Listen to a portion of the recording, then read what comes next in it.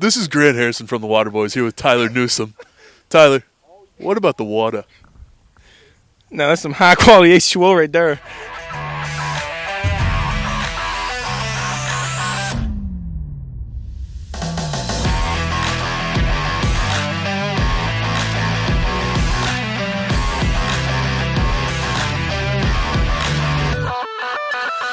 Welcome back, Waterboyz fans. Season 3, Episode 12. Today, we're going to try something different, and hopefully you guys are going to enjoy it along the way. Today, instead of having a guest, we're going to try setting this up like a normal sports talk show. And that, in the terms of that, I mean, like if you've ever seen Tim and Friends or First Take or any of those shows like that, we're going to try and set it up today. So I'll be like the moderator. Grant and Taylor are going to answer the questions, kind of like a Stephen A. Smith and used to be Max Kellerman debate. How about them Cowboys? Yeah. Basically what we're trying to say is we are pulling copyright infringement and basically a ripoff. But it should be fun because it's the island version of it. No. Okay, so today's show is Justin and Friends. Copyright infringement.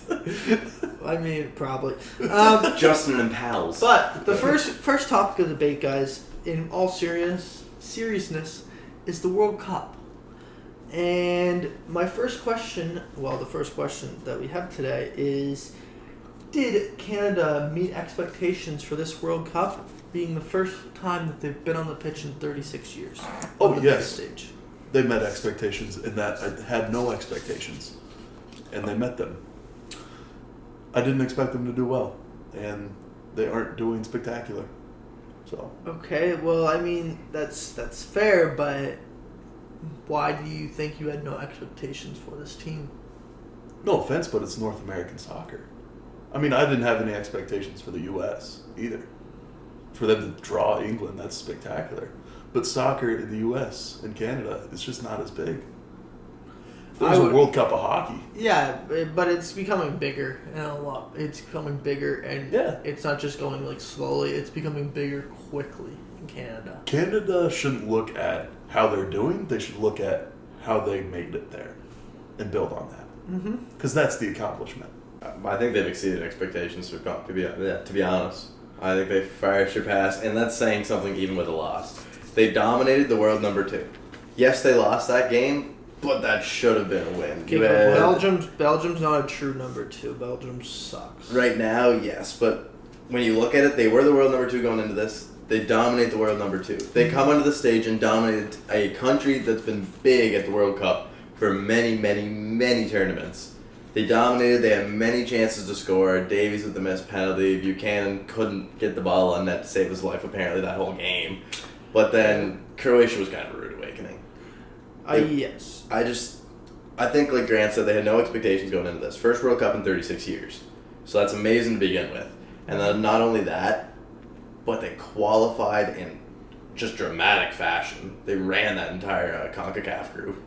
And they did finish first in that group, beating the U.S. I think football's growing considerably in Canada. I think the Canadian brand has grown considerably around the world. They put the world on notice at this World Cup, and they got one more chance to walk away with a big W, take down Morocco, who just beat Belgium. And if they could walk out with one win, even though they're already disqualified from further, like going into the group of 16, I think if they can walk away with one win against Morocco and put up a performance like they did against Belgium, I think they'll leave Canadian fans with tremendous respect and just put even the country itself on notice that, hey, Canada can play football. We're here. Yeah. We'll be there next World Cup, and we got a lot of good young names. So to go off of that, and you kind of just said like rude awakening by Croatia. Do you think John Herdman's comments about we're going to go F Croatia after the loss to Belgium, I understand the mindset, but do you think it was appropriate? I think he was riding real high after Belgium. I think his riding high in a sense that he loved his group's performance, but also got kind of almost his dream shattered in half by losing. Because there's not an analyst in the world, there's not a football man or fan in the world that would not say Canada shouldn't have won that game. At halftime, Canada had a 2.67 expected goals. Belgium had under 1. They were like 0.68. Yeah, so Canada should have won that game. I think he was just riding high on how well his team performed, and also a bit heartbroken that they couldn't grab those crucial 3 points, as we know now. Those comments not justified at all. Totally the wrong move. With soccer, the margin of error is so small. One goal can be the difference in a game. Look at U.S. and England. One goal would have won that for the nation. Either one. Look at how England, the fans of England football was talking before the U.S. match. So confident they would win it, and it ended in a draw and shattered their dreams. I do have to say that U.S. was also pretty cocky going into that match as well. Well, yeah. I'm not saying they were justified comments, but I just think it was his emotion along with some heartbreak taking over in that moment. When you address the public, you got to leave that behind in soccer. Look at one hockey player. Name me one hockey player who in the Stanley Cup Finals is going to be, we're going to win this one. That confident. I don't think you can name one. Nah, I can't think of anyone that would guarantee a win now. Exactly. But the coach was I think he was just real riding high after that kind of performance. I think he was probably even a bit shocked of how well they performed against Belgium. Yeah. So and got a little confident, like you said, and was also the emotion was just there. So, I mean, going into our next question already, I think that during that first game, the biggest moment I think everyone can agree was upon is the penalty shot that was right on early in the game. That Alphonso Davies, penalty kick, my bad, I'm sorry. Alphonso Davies so clearly was confident, grabbed the ball, and took it up to the penalty dot. Almost no discussion behind it. No discussion. He obviously missed. So, should Alphonso Davies have taken that penalty shot? No. Alphonso Davies is probably Canada's greatest player right now. He's amazing talent, and he's got so many years of good football ahead of him. But they didn't talk about who was going to take it before. And it was such a huge moment in such the early parts of the game that could have changed the narrative. Mm-hmm. And Jonathan David is known for being the PK guy on his team. And Alphonso Davies, yes, he's like the face of Canada right now for football, but I just think he wasn't the right guy. And for a guy that young too, on the biggest stage, his first World Cup, I think there was probably a lot of emotion in his head, and he kind of looked like he didn't come across the ball right either. But they should not get the right kick. No, they should have. It's like a shootout in hockey. You don't just say who's feeling good today, and you send it. You have a lineup. You practice these things. You know who you're sending out in each round of a shootout. When it comes to penalty kicks, you got to plan that ahead of time. You got to have your best guy ready to go in that moment. Yeah, I'll actually agree with you. You got to send the right guy out for the moment, and they didn't. No. Yeah. Jonathan David is known for being the PK guy on his team, so he has the experience. I mean, my only rebuttal would be Alphonso Davies is the face of Canada. I think there's probably more emotion in terms of Canada soccer, I should say. Yeah, but he wasn't. I'm not saying he was the worst guy to take that kick. He just wasn't probably the best option at that moment in time. And to follow up what you were saying about, they didn't decide, do you think Herdman, that is the one wrong thing Herdman has done this tournament, did not decide who was taking a penalty shot? Guaranteed, if this is happening, this guy's taking the penalty shot. Probably a bit tighter defense in some of those moments too. It would have been probably better for him to have established within the team. Yeah. But I think, not... You're going into the World Cup. Canada's first World Cup in 36 years. I know you got a young team. You want to let them experience this stage and let them kind of control their own fate. But you're the manager of this football club for a reason. You got to be prepared to make those hard decisions. You're not there to be their friend. You're there to control this team. You're there to make sure there's a plan, there's a strategy. And when you got a penalty kick 19 minutes into your first game against what was the world number 2, mm-hmm. You got to set the tone. You got to put the best guy possible in that scenario. You got to have that plan. The point of a team is to have people thrive where others lack. Yeah. It's not like basketball where whoever gets fouled takes the shot. You can choose in a PK. So choose the right person. I'm not trusting Tom Brady to make an open field tackle at cornerback. Yeah. But he can throw the heck out of a ball. Yeah. So put a good PK kicker up. Yeah. I have to agree with both of you on this one. I think that Alphonso Davies was the wrong guy to take it. Yep. But anyway, no disrespect to him though. By no. Davies, you're the man. He did score Canada's first ever World Cup. That's a beauty of a header too. Congrats to him. Yeah, he's killing it. But I just think it was the wrong man for the. I know this isn't a question you have there, but do you think it's weird that he was playing forward all tournament when he's a defensive back on his team in Bayern? No. No. Because he in club football it's different. He doesn't have to play up front. If he doesn't play up front, what attacking do they have other than Jonathan David? I know he was breaking some ankles during the game against Belgium too. I'll give him that. Yes, and Davies is a wing back in Bayern Munich. He usually plays he can run up the field and then come back. But for this, I think if he's not up front, their attacking is not anywhere near as what it is with him up front. Take away that PK mess, I still think he was the best player Canada had all tournament so far. To this point. There's a few really good standouts, but Alfonso is the one who has the most ball control and the best moves so far I've seen. Yeah. Yeah. So, moving on to the next topic of the show, MLB. Mm-hmm. Now, this is just in Jose Abreu just signed with the Astros. It's unfinalized. We don't have the details about what the actual contract. 3 years, $60 million. It's 3 years, $60 million. Yeah. So, with that signing, it poses a question. Is it unfair? Are they becoming the Dodgers? The AL Dodgers. Essentially. Are they becoming the Dodgers? Thoughts? Oh, I love it.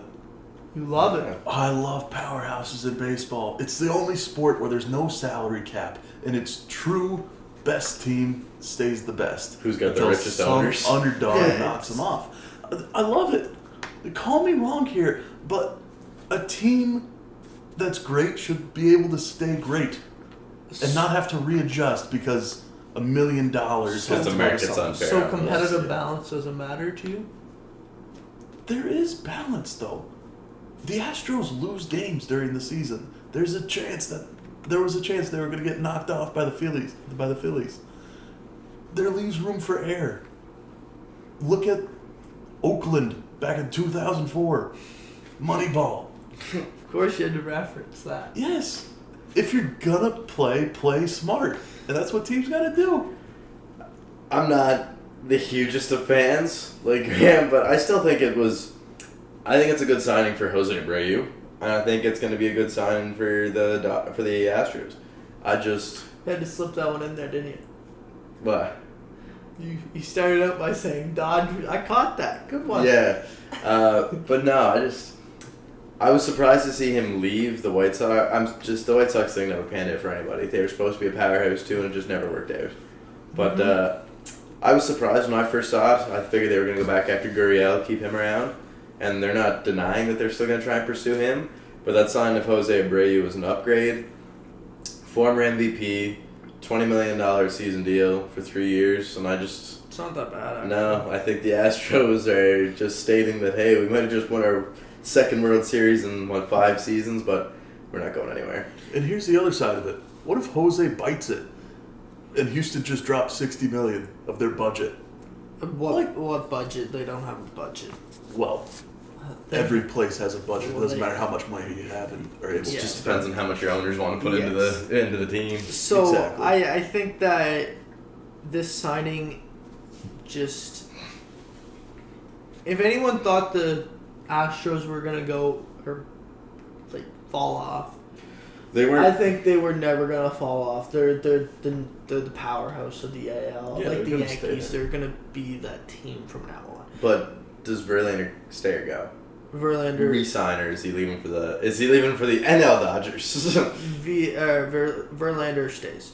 Verlander stays in Houston? Yes. You know how much he's projected to make this year? I know. It's 1 year deal for $43 million. $40 million. $43 million So- for 1 season. It will be interesting to see what happens, but moving on, the NFL just had a very interesting weekend. I mean, I guess you could say every single weekend in the NFL is interesting because there's upsets, there's just chaos.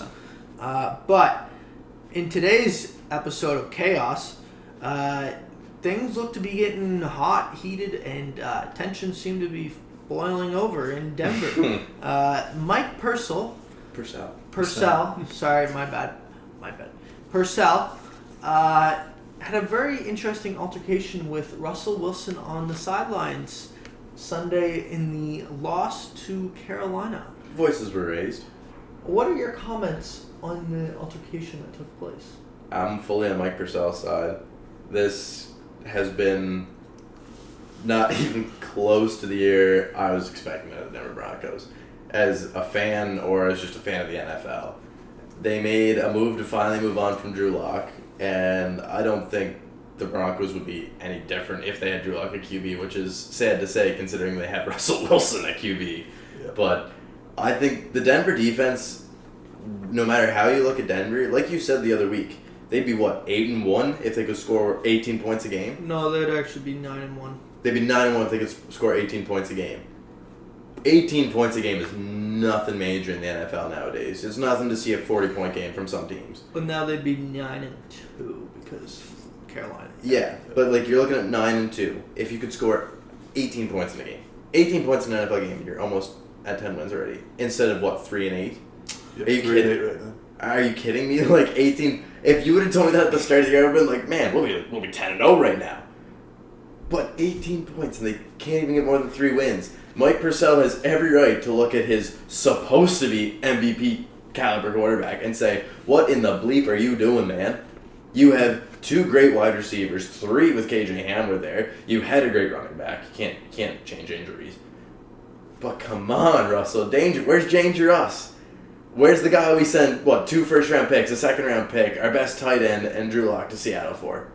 A first-round pick that's going to be 5th overall for Seattle now?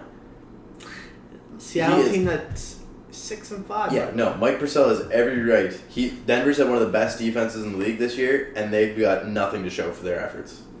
I'm right there with you. Because everything you're feeling right now represents Denver fan base. And Mike Purcell represents Denver fan base as well. And he deserves some credit, too. Those guys in the backfield have been unreal this season. And yet, an 18-point per game performance can't be had by the Broncos. Do you think it was more so of a good altercation to have, or do you think it's more so going to cause tension in the locker room? I think it's going to help in the long run.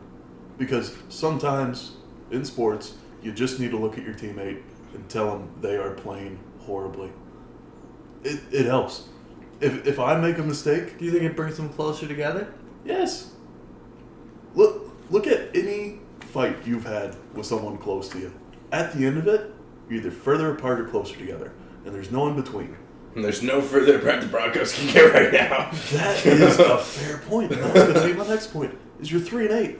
How much worse can it get? I mean, playoff hopes are already out. We don't even have our Houston. first-round pick. We don't pick him. The 49ers are playing great right now. We have their first-round pick. And so what? We're getting a 25th overall? Great. Yep.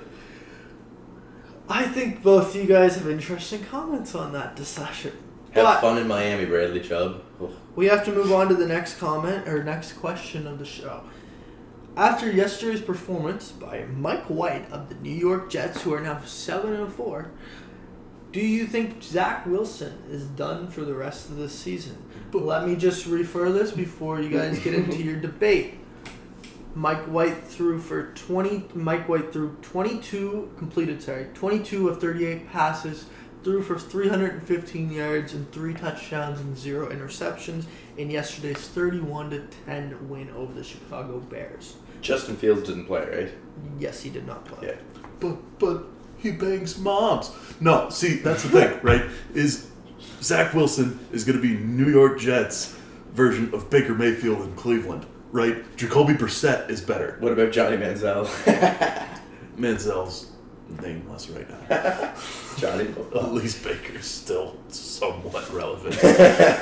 But no, Zach Wilson's done for in New York this season. Okay, so this season, but you're not saying completely forever? He'll get a shot next year? He'll get a shot next year. Yeah, definitely. But right now, Jets, little shaky. They're still pretty good. They're better than New England. They're better than New England. But, little shaky start. You're going to figure it out. You're almost guaranteed for a wild card at this point. Probably a playoff spot is the most likely option. It's nice to be able to say for New York football fans that Zach Wilson being benched is probably the least of their worries right now. Because they have a good Jets team. Yeah. Yeah, the Jets are good. and they're gonna, like you said, they're probably gonna be a wild card team. And when you can do that without your supposed like starting quarterback, let him go on the MILF train all he wants. You guys are winning football games. Your defense is your insurance right now. They're playing pretty well. Saska. So feel free to play with your offense. See what works. Yeah, no, 100%. I think honestly, like I said, let the defense go and see what your offense can do. Jets, you make the wild card, that's a win. So moving into the next question of the NFL, it's a pretty interesting one because today marked a special day. Deshaun Watson was activated for the first time this season on the Cleveland Browns roster. After being suspended for the first 11 games of the season, he is set to make his debut against the Houston Texans this upcoming week. So, currently the Browns are 4-7. Can you see them going undefeated the rest of the season and competing for a wild card spot at 10-7? I will list the remaining opponents. You got Houston, Cincinnati, Baltimore, New Orleans, Washington, and Pittsburgh. Go. No, they're not going undefeated. Are you kidding me? Undefeated? Against Lamar Jackson? Hey, I don't write these questions. The producer does. No, anyway.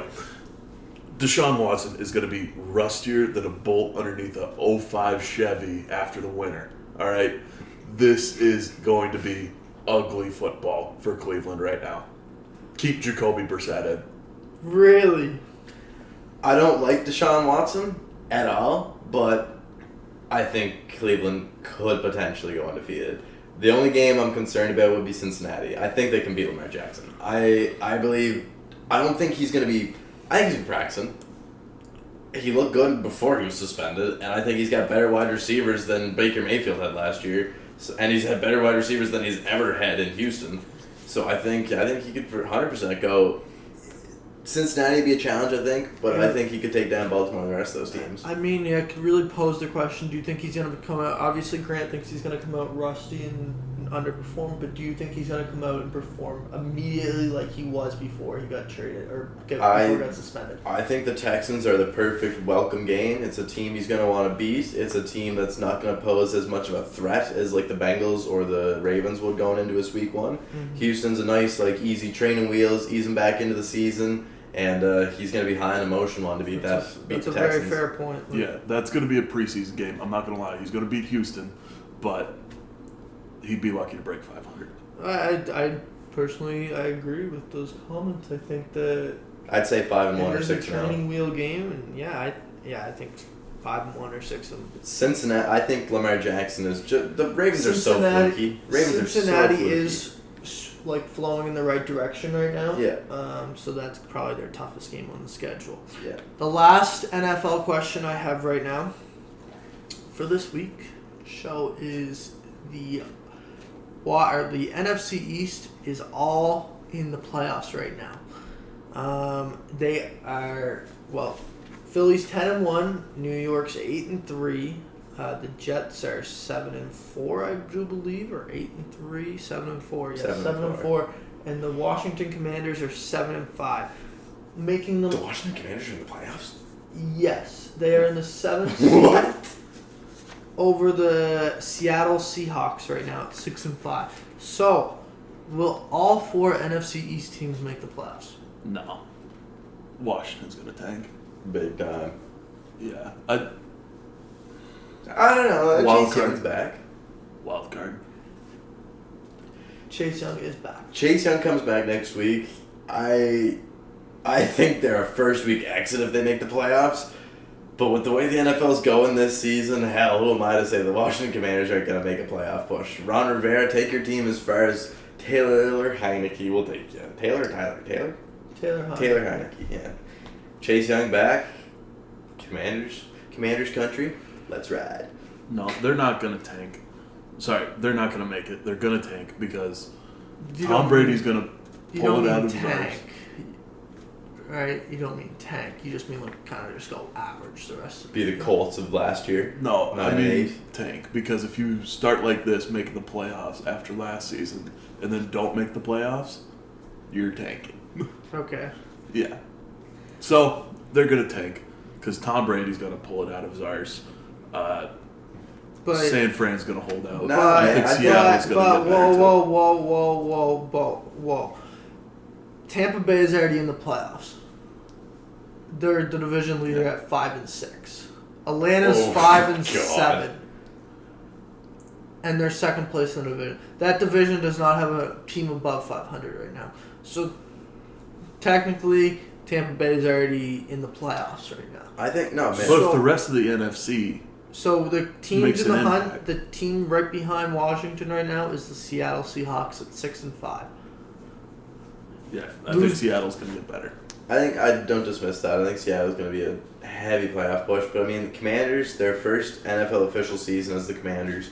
Ron Rivera's a hell of a coach. I think they're going to make a 1-week playoff appearance as the Commanders just to kind of give fans that little hope. NFL is a Cinderella story this I year. will say that the Commanders also did make the playoffs last year.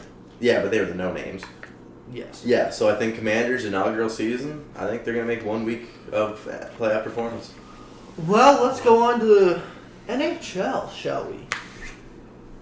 This is a spicy topic because, first, if you look at the question, it's You got me at the start of the show with it. it's what are you even talking about? Get your head out of the gutter. But is Jason Robertson the best player in the NHL right now? Right now is the key to that question. He's already surpassed his goal total last year by 1, and he was 52 games last year, and he's at 22 now. Mm-hmm. Yeah, and he's already surpassed that total in 22 games. He's at 18 and 17. He's got 18 goals, 17 apples. assists for 35 points, second only behind Connor McDavid. I think he is for sure the hottest player in the NHL right now. He had 3 straight games of 2 goals. Before last game, he was held off the goal sheet or the score sheet for goals, but. When you go 3 straight games with 2 goals, you're Dallas's poster boy right now, Uinati. I would challenge you to name a hotter player, I should say, in the NHL than Jason Robertson. Connor McDavid. McJesus. But right now, though? Robertson's a good player, yes. Yeah. He's doing real well. Mhm. But McDavid, more reliable, better player. But the question is right now, hotter right now. What do you define as right now? Last week? Last 2 weeks? Last 3 to 5 games. I'd say your hottest player, or the hottest player in the NHL is defined by the last 3 to 5 games. Right now. That they've played. Right now is the last Right 3 now to 5 is 3 to games 5 games. in that span. Yeah. Okay. 7 goals. That's what Robertson's had. That's really good. In how many games? I'm 5. guessing you just looked it up. Okay, 5 games, 7 He goals. had 3 straight with 2 goals each game. 3 straight games. Yeah, it's really good, those 3 games. But, whole season? Connor McDavid. And that's what I define as right now. Yes, but that's not the question. So the question is right now. Right now. And I'll disagree with Taylor. I'll even say last month. Jason Robertson has... I'm not even going to... I'm just the moderator, essentially. But... The last month is a broad... Because, we've only had 2 months of NHL hockey? Then I'll even narrow it down to the last 2 weeks. Okay, I can get behind the last 2 weeks, because that'd be around the 5-game range. It would be around 5 to 7? Yeah, 5 to 7 games. Yeah. So who has been the best player of the last 2 weeks in the NHL? And I think it's a clear-cut answer. But obviously, Grant, you have some different opinions on that. I think... I don't know. I think when you look at right now, you gotta look at beforehand too, because that means a lot. You're just looking at beforehand, and that kind of confuses it because that's not right now. What I understand where you're trying to make an argument, because beforehand you can obviously clear cut say McDavid's the best player in the NHL. That's not a debate anymore. Yeah. But right now there is a debate for it. Okay, last 5 games, yes, Robertson, all the way. He's on a tear. He said it. Thank you. Sure, congratulations. But come a month from now... But that's not the question! Okay, Yes, but can we look at the bigger picture? What's the bigger picture? That this is 5 games in a how many games season? Okay, but he's played And- 22 games. He's 35 points. He's what you said. 35 points. And Connor McDavid's beating them. By 1 point. Yes, by 1 point. But But can he hang on? He hasn't slowed down yet this season. Connor McDavid's 1 point All ahead I'm of him. gonna I say call that a good is- season so far. all I'm going to say to this is both you guys have interesting comments, but beating your goal total from last year with 30 games less played is just insane. I think. He must be on pace for a high 40s, low 50s season. Yes, Yeah. and that's just 18 goals in 22 games. I think he got 60 That's more games 60, to play. like that's on pace for 60. Barring any It's injuries. crazy. But anyway, moving into a keep it up or fall off debate, will Seattle keep up what they're doing or will they fall off? Oh, they're going to keep up. They're going to keep up. Until the deadline, when they sell. You're They're still- 12-3 or 5-3 right now. You think they're selling? If that management team is as smart as I think they are, they're gonna sell hard because they took the complete opposite approach to that expansion draft than the Vegas Golden Knights did. They don't have a roster.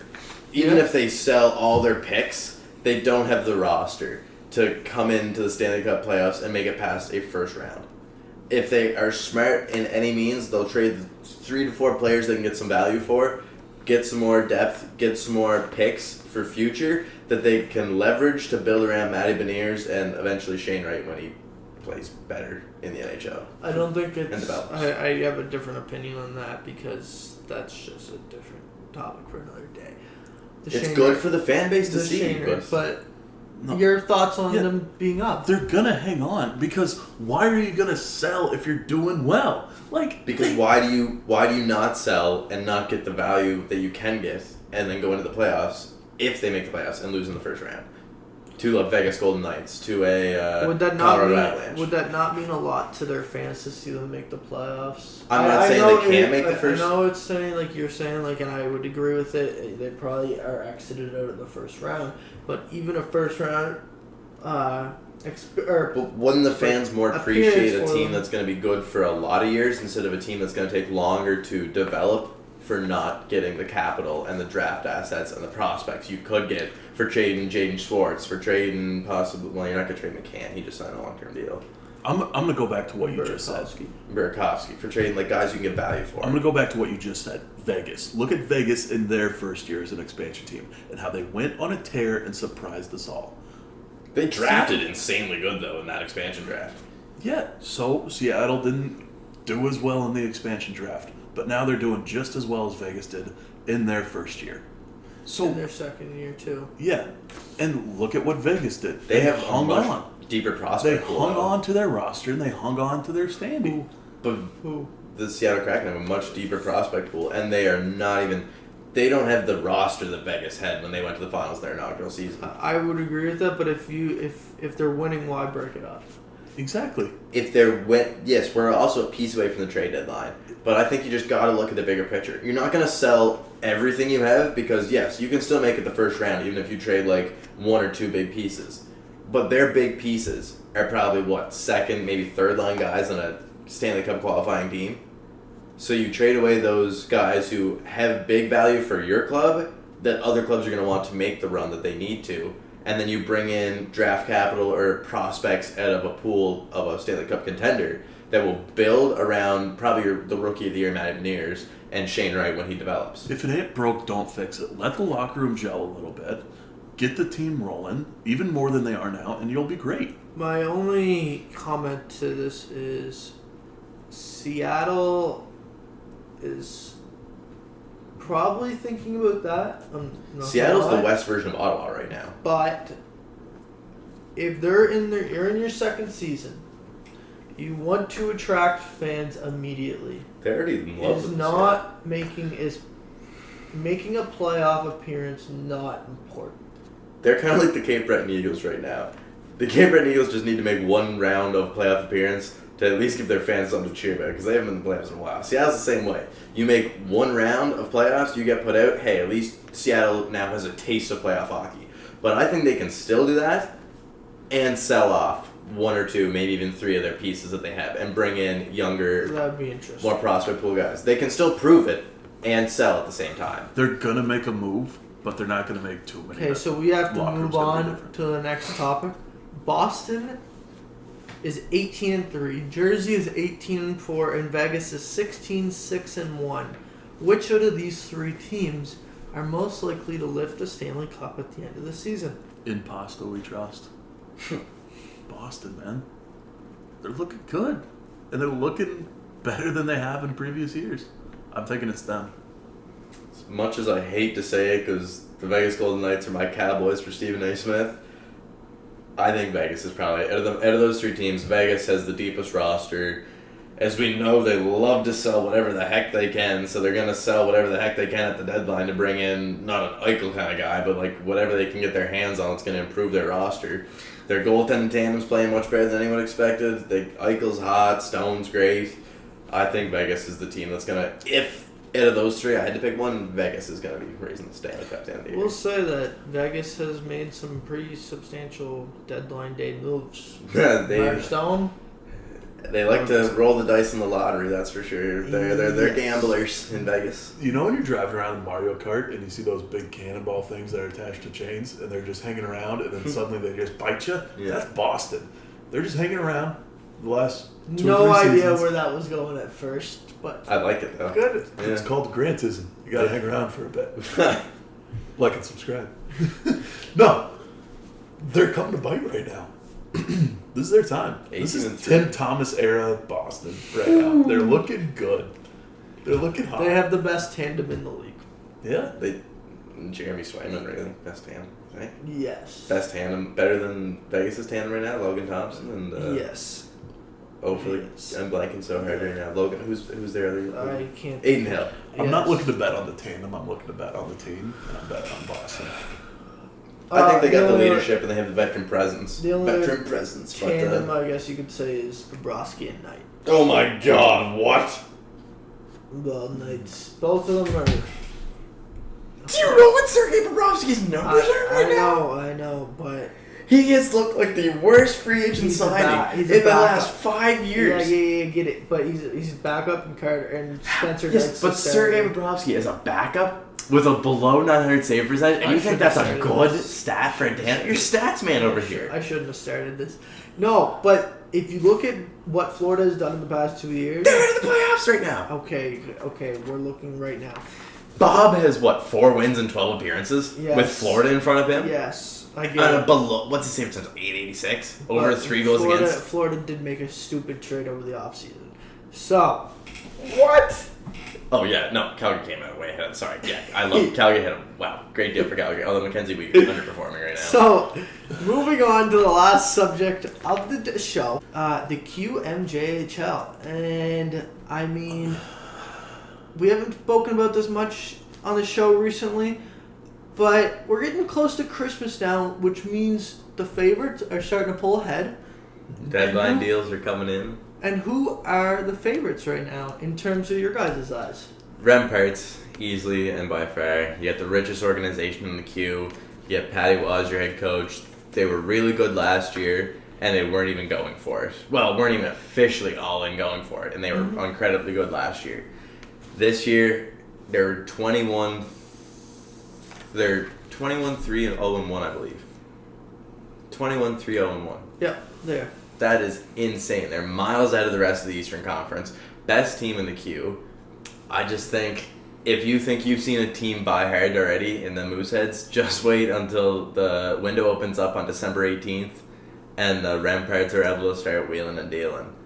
The Remparts are clear-cut by far the favorites in my eyes because, like I said, they were good last year and they weren't officially going for it. This year, they're going for it. They're all in. This is their year. Behind them, I'd put the Sherbrooke Phoenix. Justin Gill's playing insane right now. You got Wah back in the lineup too. I think the Phoenix are another big buy-hard team, and I think they're going to be really surprising to see. And then 3, Between 2 and 3, I'd put the Phoenix probably in the same boat as the Mooseheads. Mooseheads are definitely Final Four band, but those 3 teams are my Final Four this year. I'm going to agree with Quebec. And what was the other one? Sherbrooke Phoenix. I'm going to agree with Sherbrooke. But I'm going to put Victoriaville Tigers up there. They're 16-6 right now. Not too impressive. But they're hanging around the top. They're doing pretty well. Only 1 overtime loss. And late in the season, that's what you need. Yeah. When it comes to overtime, you're going to need to win those tight games. Oh, yeah. We learned that last year. No, the Tigers are very surprising, to be honest. I honestly didn't pay attention at all to their off-season, and I think they've flown heavily under the radar so far this season, but like you said, they're not doing too shabby. Pick. They're a sleeper pick. Ritter and is also going to be interesting. Halifax for you? Is Halifax on the radar? They definitely made some recent trades. We'll get into that later. I know that's on the list, but yeah, they're on the radar for sure. Just pulled up the stats here. They're 4th in the overall queue right now. Who's 3rd? Is that Victoria? Third is Victoria. Yeah. Ruin Rand, I'd say, is another sleep. They got Bill Zonin up there. He's playing incredible. Just came back from the U17s. Yep. I don't think they're going to be a buy-hard team, but I think they're going to be the similar Seattle debate we just had. I think they're going to ride it out, and they could be like Rimouski. Rimouski's also going to be a buy-hard team, I think. But, there could be a few surprises out of those top 3 that kind of shake things up. When it comes to the East, Halifax is the player, though. Well, no, the Ramparts are also in the East. The Ramparts are in the East, and I think that they're like 12 points ahead of the Moosehead. Yeah, but we're going to see a change here. Anyway, to wrap it up with the last question of the show, we're going to leave it off with this. Today was a massive trade. We're not going to sugarcoat it. I think it was a massive trade in the queue. Substantial is the words the Mooseheads use. Yes. Yeah. The Halifax Mooseheads got Josh Lawrence, a 5th-year player, 20-year-old overager, for a first-round pick in 2024 and a second-round pick in the 2023 draft. For those who don't know, right quick though, in the queue before the December 18th to I think it's like January 5th deadline opens up the trade windows, you can trade imports or 20-year-olds only. Yes. Yeah. Okay. So, with that being said, the Halifax Mooseheads only had 2. You can have 3 overagers on your team. They only had 2, so they added Josh Lawrence, which is a massive deal because he had over 100 points last year in the queue, and he was on the Memorial Cup winning St. John Sea Dogs. First round exiting St. John Sea Dogs. Memorial Cup winning St. John Sea Dogs. That's more impressive, yeah.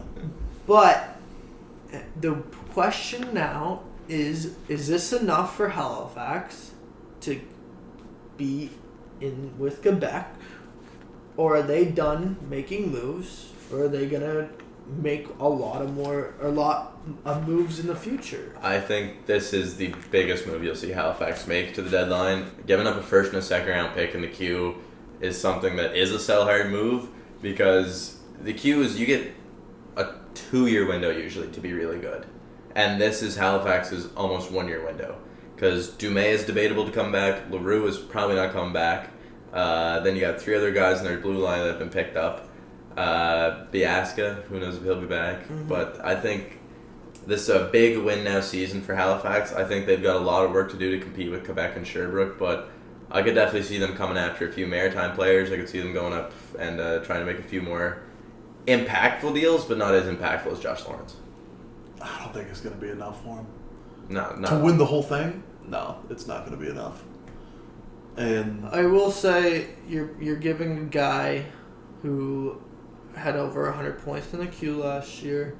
You're pairing him up, which I'm just assuming here that he's going to be playing with Dumais. But Dumais in 22 games has 54 points. They have the deepest center lineup right now. You got Vidicek, Catafort, and now really Josh Lawrence. And when Halifax is all in, they're not just like semi all in. They're putting all their chips in the middle of the table, and that means that this isn't it. I mean, they've got a great rink, but so do the Dallas Stars. Dallas Cowboys, sorry. No, I'm kidding. Like, sure, they're all in. But Islanders were all in last year. Look where that got them. Does this trade prove that they're all in? Low blow. I think Cam Russell stated today, their GM, that huge deal. We can see what he can do. I think their forward group is made now. They might trade out a bottom 6 piece for like a defenseman, or even shake up their goalie tandem, because Brady James is not. He won't be getting any starts. Matthew Rousseau is going to carry that team as far as he can go, unless they decide to make the biggest splash in the queue and trade for like a goalie that could back him up or potentially be a 1A, 1B punch. Mm-hmm. But now it's all about the blue line. I think they need a defensive defenseman. They got a few. They got Furlong. Why not? They can both score. And blanking on the third guy's name. Why not Furlong? And we'll come back to it anyway. I think they need a defensive defenseman. They got a few guys who can put up points, but they need a big body back there that can put on the no allowing type play. So I know you've been dying. I think you're finished with your comments on that one. To wrap it up, I know Taylor's been dying to talk about the Islanders, so we're gonna ask him one question: where is Biak Matuka going? Do you think? Because odds are he's getting traded. Odds are he'll be moved, yeah. Just because last year was the big year, and this year I think a lot of Islanders fans know it's rebuild. If I was to speculate, I'd say one of the top 4 contenders in the league. I'd say Sherbrooke will be looking at him. Probably Quebec could be looking at him. Halifax could use him too. There's no. I'll say this: Biak's having a career year right now. He came back from Detroit camp unreal. 8 goals so far this season. I think there's no team out there that wouldn't benefit from having him. You take Biak, you're only going to get better. I'm just going to appreciate him while he's here, I'll say that. He might be a future guest too, who knows? Yeah, we'll see. Sorry to cut you off, Grant, but for the third time. That's all the time we have. This is unscripted for today's show, and the last thing we need to tell you to do is subscribe. Like and subscribe. If you haven't done it yet, what are you doing? Join in, come on. I think today's episode was fun. It was enjoyable. I think everyone, it was a blast. Everyone had a good time. I hope you guys enjoyed the new format. Justin it's and not permanent, Pals. but We'll see where it something. goes. It is something that we'll play around with in the future. But subscribe to our YouTube, Spotify, and Apple Podcasts. Do it. And follow us on all of our social medias, as that's where you're going to see everything. And next week, I will have to mention that it is our season finale. So stay tuned for that guest. It's very special, and it's on a team. It's reasonably special. Team that is streaking in the right direction, leading up to Nationals. You said streaking. What's wrong with streaking? Well, you want me It's to right say? up there with Screw the Pooch. Streaking. Alright, like and subscribe. Grant, take us home.